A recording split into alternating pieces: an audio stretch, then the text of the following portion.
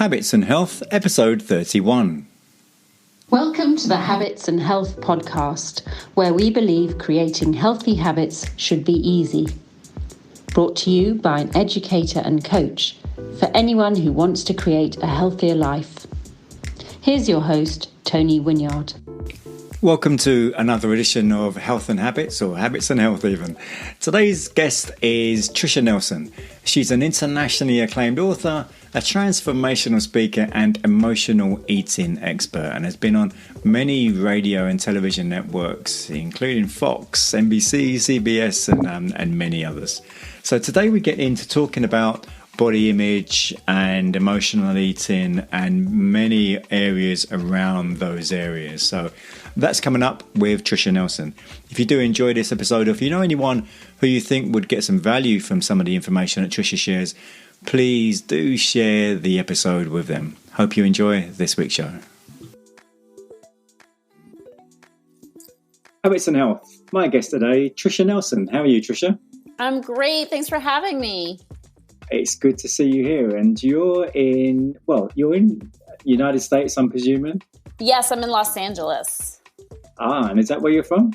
I am originally from Boston area, actually. So how long have you been in LA? I've been in LA, I'd say about 17 years. So you're pretty much at home right now. Yeah, I am. I'm a California girl at heart. You know, I grew up in Boston, but it rained and snowed, and I thought, this is not me. I need warm. I need freedom to be outside. So it's ideal weather in LA. Right. And what is it you do in LA?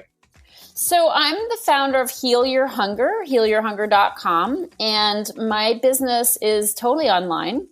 And what I do is I help people who struggle with food and weight, who chronically struggle with food and weight, to basically make peace with their food and their weight, and really to lose weight without crazy diets or impossible exercise programs. So it's a process of addressing and healing emotional eating.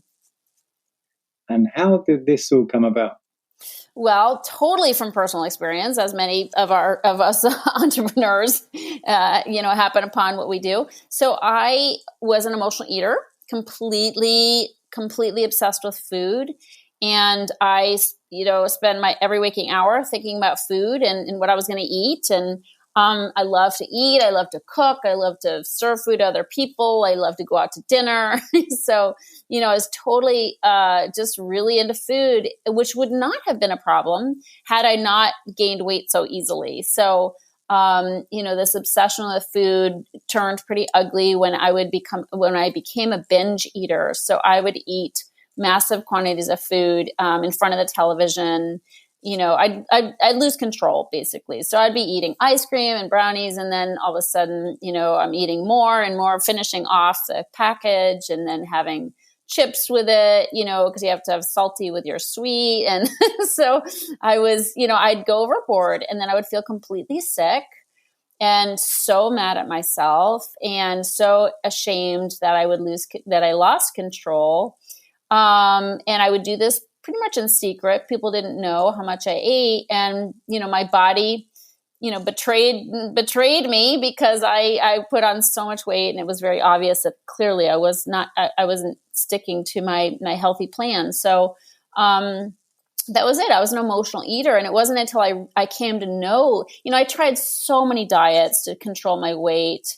Diets and exercise programs and pills and potions and lotions and, all these different things, and 12-step programs and therapy. I went to an eating disorders therapist twice a week for a year, but nothing really changed with my eating. I did good for a while, but then I'd always break out and binge. And I had like 5 different sizes of pants in my closet because I never knew what size I was going to be. And I rarely hit the low sizes, So, I was like up 30, down 20 pounds, up 10 pounds, down 20, up 40. I was all over the map. So that's how it went for me for a long time. And it wasn't until I finally was able to address and heal my emotional eating and the underlying causes that I really, my weight evened out. And, thankfully for several decades, I've been in a thin body, and I'm super, super grateful for that, because it was really hell for me. But based on what I did to heal, I created a system, a very, very, simple system for overcoming emotional eating. And that's what I do with Heal Your Hunger, is I teach, women across the globe how to overcome their eating struggles, not by dieting, but really going deeper and dealing with the underlying causes. And well, I mean, there's a few things that we could tackle there. I'm wondering, when you were having those issues, were there health issues as well as the emotional issues? I'm very blessed in that these struggles that I had were in my late teens and early in my 20s. And then I found I somehow, really by the grace of God, I had a revelation at a very young age that this whole yo-yo thing and diet thing and this was not a way of life, that this was insanity. And if I didn't do something totally, off the reservation, I was going to repeat this pattern, because I'd already done it so many times. I was going to repeat this pattern for the next 80 years of my life. And that I couldn't possibly do that. And so that turning point for me was so valuable. It just came at such a young age that I hadn't really, racked up a whole bunch of physical ailments, because my body was young, so whereas my clients now are in their, 50s and 60s, and they have joint pain and, diabetes and heart conditions and all these kinds of things. I was spared that because I just had this aha moment so young in my life, and I've spent the rest of my life helping others, heal. So I was very blessed not to have a whole lot of, depression, sure, depression, self-hatred, not wanting to have sex because I thought my body was gross, just completely isolating at times when I was in binge mode. Those kinds of symptoms for sure. But in terms of the physical toll, it was really obesity which is bad enough, but it was obesity without all the other, symptoms that so many of my clients experience. Would I don't know if there are actual statistics, or if you could hazard a guess, but how many people would you say that who are obese maybe is because of emotional eating or along those lines? Well, of course I'm biased because this is my jam. This is what I do. But the reason why I do what I do is because I think it is such a gap in the weight loss conversation. And I absolutely think pretty much, apart from a medication somebody has to take that gives them the side effect of gaining weight, apart from a physical ailment that has weight gain as a side effect, or just makes it hard for somebody to get out and exercise. Apart from that, my feeling is anybody who struggles chronically with food and weight is probably an emotional eater. Even if they have hormone, a lot of times there's hormone, again, some physical things, hormonal, dysregulation and that kind of thing. But I've talked to so many women who, even if they have hormonal issues, that has weight gain as a side effect, if we dig a little and there's, a little bit more self-revelation, they're still emotional eaters, and it's to nobody's fault. That's the thing, is people have so much shame around it. And it's like, honestly, I think we're all hardwired to have some kind of emotional connection with food. Otherwise we wouldn't, subsist as a species. So there's got to be some kind of feeling when you taste something yummy. But in terms of people who use food for reasons beyond nutritional need, I think that's a whole lot of people.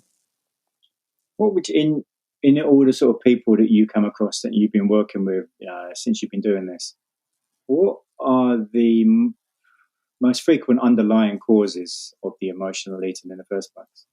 There's a lot. And my experience is a lot of, people who have the problem, they always want to look for one thing. Like, what's that one, what's the one trauma, if they're digging around looking for it, they want to find that one thing. And it's my experience, it's impossible to find one thing.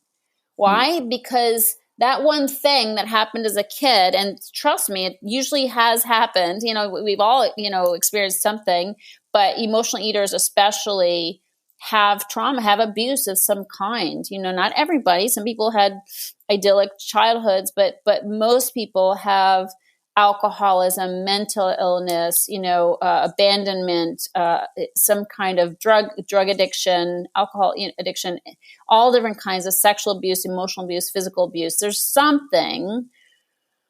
There was with me. I had sexual abuse. There's something that causes them to turn to food, but it's not that simple. Not that that's even simple, but what happens is as kids is that, yes, food is like the most handy and accessible painkiller, way to cope, but we experience other ways of coping through that kind of experience that then turns into a way of being in our adult life. So my point is you have that one thing, but it spawns other coping skills that work as a kid, but turn into dysfunctional ways of being as an adult. So, and it's a web of things because the longer you have this dysfunctional way of coping, and it's not just with food, the messier it gets. And the bigger web we weave of ways that just need to be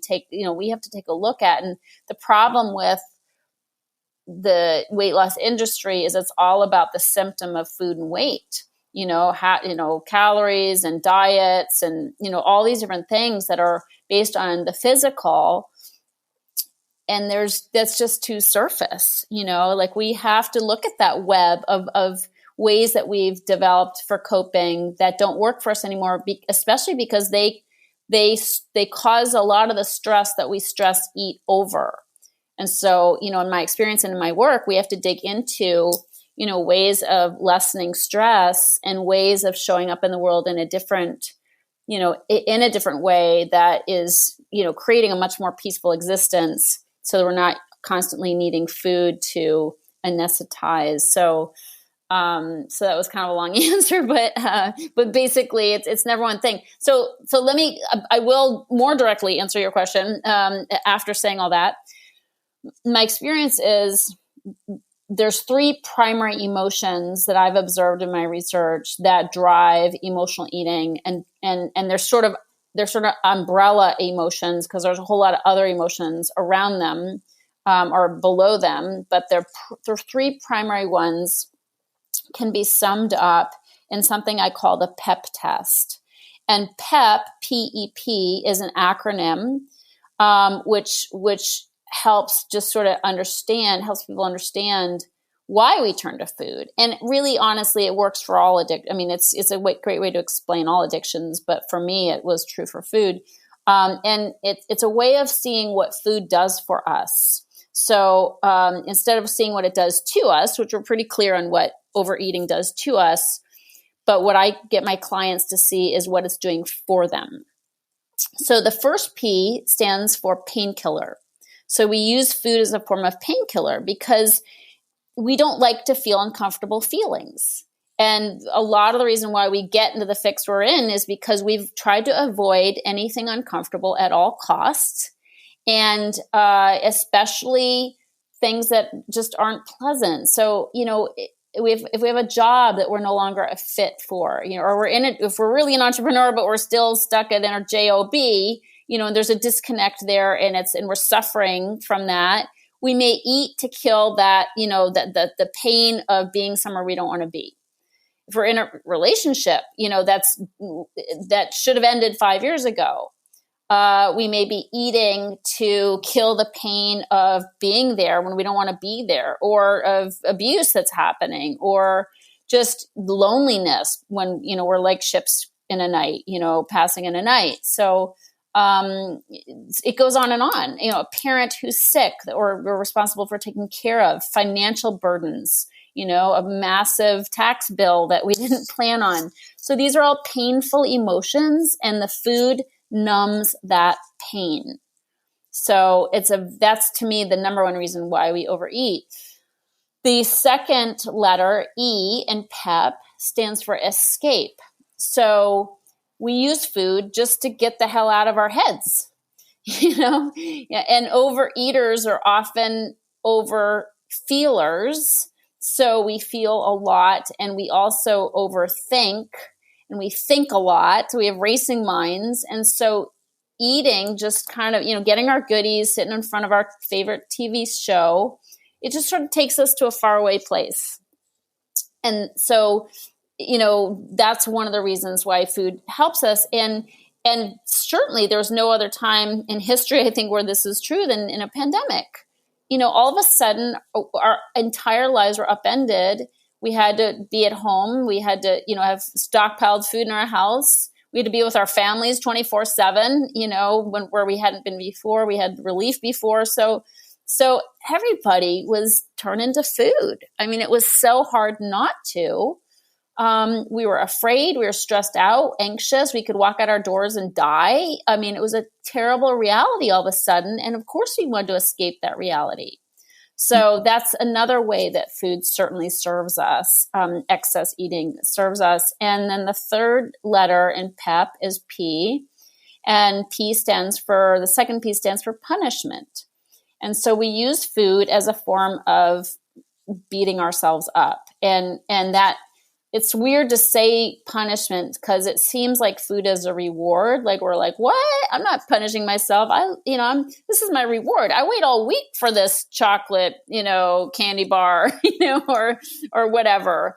How am I punishing myself? But if somebody's like me and they eat more than they plan on eating, and then they feel yucky, and then they're bloated, and then they have a cascade of health issues, gut issues, whatever, in response to what they ate, it's like, why would you do that? Why would somebody eat excessively when they know it's going to have these physical, mental, emotional consequences? Like, why would you do that when you end up hating yourself? Why would, a rational person would say that's insane, And so it's like, why would I do that? And so it begs the question, and the answer is, well, there's on a subconscious level, I'm doing this. I'm beating myself up. And it's because we have a lot of guilt. Overeaters are overfeelers, as I said.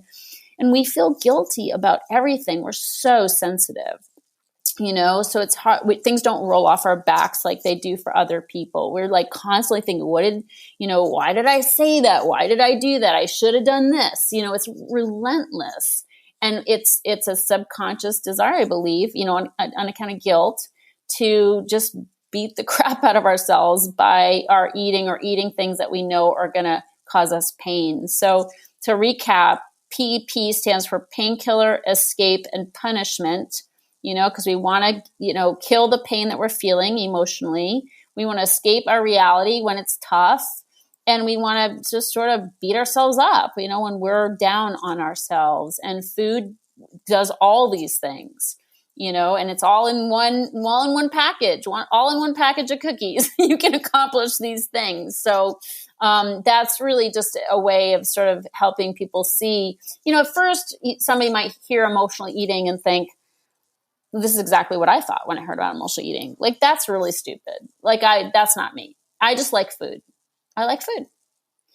But, if somebody digs in a little bit, and after hearing this, I think it's hard to not know this, right? Or not, and I appreciate you having me on, because anytime I get to say this stuff, I think it changes somebody's consciousness about their relationship with food, hopefully, where somebody's looking at it and thinking, you know what? There's something more to it than I just like food. The fact that I go to the refrigerator 5 times of an evening, like looking to see if there's anything else that appeared there, to satisfy me. It's not, I'm hungry for something deeper than food. We hope you're enjoying this episode of the Habits and Health podcast, where we believe creating healthy habits should be easy.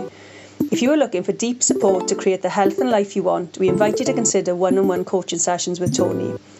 Coaching sessions give you personalised guidance to fit your unique goals and life situation. Only a limited number of spots are available, but you can easily get started by booking a free introductory call at tonywynyard.com. Now back to the show.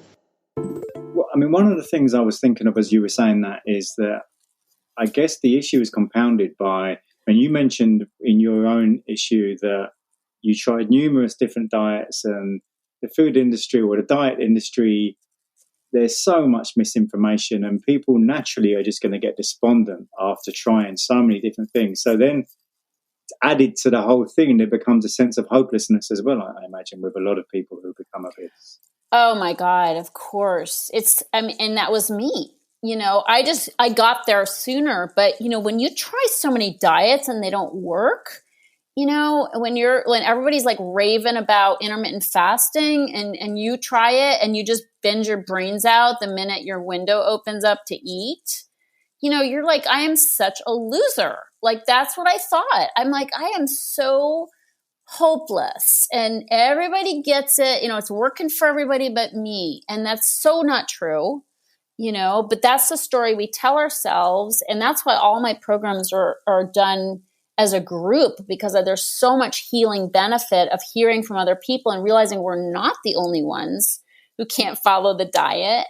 It's so powerful. And so, but yes, the shame and the self-flagellation that comes with failing at diet after diet, and having a doctor or a health coach say, oh, do this, eat this. And we're like, okay. And then we go eat something else that we shouldn't. It's like so humiliating. So there's a lot of that going on. So what steps did you take to solve your issues? So I was so blessed to find somebody who told me my problem was not food. It was much deeper than that. And I went deeper. But it's a combination of things. It's not just, and people say, oh, go deeper, I should go to therapy. My experience is therapy didn't heal my eating issue, my disordered eating, because I was in my head too much, and so I had to get down into my heart. And my experience is that happened once I was in the company of other emotional eaters. So like my mentor had been obese, and was showing me how to heal. And that connection was so much more powerful than a therapist, not to knock therapy, but I needed somebody who got me, who knew what it was like to be powerless over a cookie, and so that to me is a component. That's one of the, requirements in my experience of healing is that you are, it's kind of like Alcoholics Anonymous, one alcoholic, sharing with another like nobody else can. So that's super important, to be in community with other emotional eaters for sure. That helped me tremendously because I'd done so many weird things with food. I mean, I'd thrown binge foods out and then gone and, dug through the trash to get those last cookies, left. I mean, who else is going to get that? It's really gross, but I did it. So there's a lot of shame and humiliation and any addiction, frankly, but with food for sure. So that's an important component. For me also, I learned how to bring down my stress and to really manage my stress in a healthier way. So, I mean, I used food so many times to modulate my stress. And I think a lot of entrepreneurs do this, is that, having a business is stressful. And I know from personal experience. So there's a lot of pressure on you. There's a lot, there's pressure and there's stress. And so, and especially if it's an online business and we're online, all the time near the kitchen. So it's easy to stress eat. So I had to do something to manage my stress in a healthier way than using food. So I developed a meditation practice, with the emphasis on practice. I'm still not good at it. I've been doing it for 30 years, but I'm still practicing it.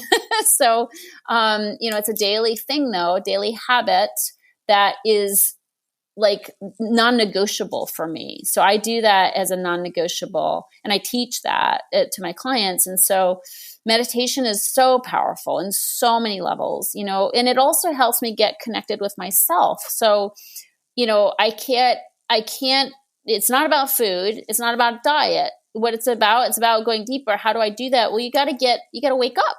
You got to wake up to yourself And meditation is a good way to do that. Writing is a good way to do that. Journaling, going through your day, what things bothered me, what things, pissed me off, like what's heavy on my heart. Like I got to get that out. If I don't get it out of me, I'm going to stuff it down. Another thing is communication. Emotional eaters tend to stuff what they want to say, and that's because they tend to be like big people pleasers. And so like we want everybody to like us, so we're not going to be honest. Well, that has a high consequence. And the consequence is I stuff what I really should have said instead. Not that I should go around being mean to people. Say what you mean what you say, but don't say it mean. Super important because I don't want to have guilt from being a bitch. But learning how to communicate my feelings in a responsible way, learning how to be honest, and not feel bad if I have conflict or if I have feelings that aren't so, aren't the happy high notes. I have to be real about life is not all happy high notes. Life, there's highs and lows, and there's great feelings and there's not so great feelings. And I have to embrace all of it. So much of the time I used food to stay up, to stay happy, because I thought it was okay, like not okay if I was down or bummed out, so it's just so much of it's about really embracing myself, warts and all, emotions and all, and really learning how to address those emotions. So those are just a few, the meditation, the writing, spiritual reading. It's really important to fill my mind with positive thoughts. So that I can, get off the negative track, the negative I suck track, so a lot of these things is just feeding myself, nourishing my soul. Like it's really important, we're not hungry for food. We're hungry for nourishment at a deeper level, spiritual nourishment, connection with other people. So I have to, again, find replacements for the food. That's why diets are silly, because you take your number one coping tool away and expect to be happy. Not going to happen. You're going to be barren and without coping, mechanisms, and you're going to go back to the food. That's what we do. We're like, whoa, life is hard. We're going to go back to food. So in order for life to not be hard, we have to find new and healthier coping tools. So your clients that you're helping, so once they've actually lost weight and they're far more happy with what their weight is. But then I imagine there's going to be a confidence issue as well, because they're thinking, oh, well, now if I stop working with Tricia, am I going to go back to the ways I had before? How would you say you help them give them that confidence that they feel I can stay at this way for the rest of my life? I'm okay. Well, my experience is there's no cure. And so it's really important to stay in connection with other emotional eaters. So I have community where people can actually, at a very, very, nominal fee, they can stay on and get continual support. But 12-step programs are free. So my experience is you don't walk away. You have to do certain things on a daily basis in order to remain free, as I do. Like I do what I teach. I have to do what I teach so I can remain free. So in terms of confidence, I'm always going to tell people that they need support from somewhere, somehow, to with other people who are on this personal development path, because food just got my attention, but I needed to change my life. Like I had a living problem, not just an eating problem. And so it's really important for people to know that if you just, you have to continue these habits, for sure. I know you're a habits person. So you have to continue it. And so, my experience is easier to do when you have support. So getting support from the right people who will understand what you're trying to accomplish, and can encourage you, and people who are doing similar things is really important. Like on your own, with any addictive habit, you're not going to do it on your own, So I just think it's really important that people realize that the food is what gets our attention, but it's really about our personal development, So if you stay on that, you stay with, beginner's mind of wanting to learn and personally develop and become the best version of yourself. If you keep that attitude and always trying to improve yourself, not that you're like, exhausting yourself with the idea of personal development, but just always remember that that's why we're here. Like, that's why we're here. And food's what, got us on that path. I'm very grateful I was an emotional eater so that I could start meditating. I could start doing things that were going to benefit me regardless of whether I was an emotional eater or not. But getting support to continue these habits, I think, is vital. So if someone maybe is listening to this now and they're not happy with their weight, they're maybe not happy with their body image, whatever the case may be, and they feel they've tried everything. So I guess it's just a case of taking a look at your website, seeing what you offer, and then, do you do like a sort of exploratory call or anything along those lines? Yep, we do. On my website, actually, there's an opportunity to sign up for a breakthrough session, an emotional eating breakthrough session for sure. There's also a quiz where people can find out where they are on the emotional eating spectrum. Because as I said, I think we all have the tendency. It's just a matter of how, what kind of control you have and what kind of consequences you're starting to, build up. And so if somebody takes that free quiz, they're going to learn where they are on that spectrum. And that's often, I say that's the best, first step, but they can also book a session as well. So where are your clients mostly in the States, or is it quite sort of geographically spread? Primarily the States, but probably like your listeners, UK, Australia, some South Africa, New Zealand, other English-speaking countries.